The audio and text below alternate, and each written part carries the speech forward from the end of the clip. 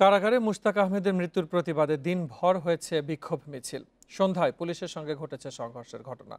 সুষ্ঠু তদন্ত ও বিচারের দাবিতে ১ মার্চ স্বরাষ্ট্র মন্ত্রণালয় ঘেরাও কর্মসূচি দিয়েছে আন্দোলনকারীরা।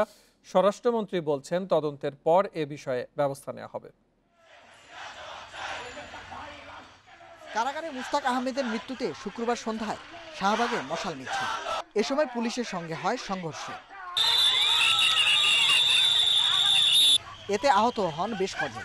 আমাদের প্রায় ২০-৩০ জনের মতন আহত হয়েছে, যারা ইমার্জেন্সি সেকশনে আছে। এখানে শাহবাগ থানার যে ইটা আছে, ইউলুপ আছে, ইউলুপ থেকে তাদেরকে ঘুরাই দেওয়ার জন্য চেষ্টা করি। পুলিশ এখান থেকে তাদেরকে ঘুরে টিএসসির দিকে যেতে বললে তারা তাদের যে মশালের যে লাঠি ছিল, এই লাঠি দিয়ে পুলিশের উপর হামলা করে।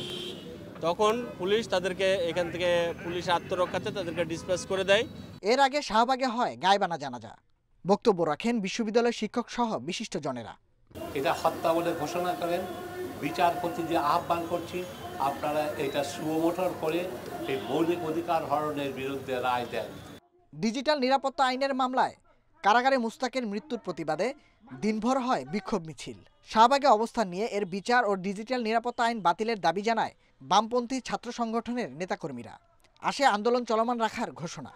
এই ডিজিটাল নিরাপত্তা আইন বাতিল করতে হবে। আমরা মনে করি এটা একটা সম্পূর্ণ অগণতান্ত্রিক আইন, মানুষের কথা বলার অধিকারকে রুদ্ধ করে এই আইন। মশাল মিছিল হবে এবং ১ মার্চ স্বরাষ্ট্র মন্ত্রণালয়ের কার্যালয় ঘেরাও করা হবে।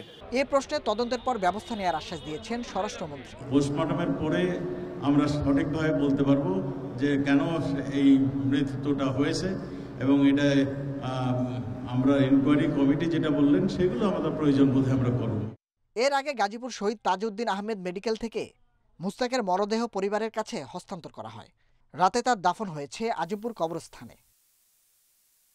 Nahid Kamal, independent news, Dhaka.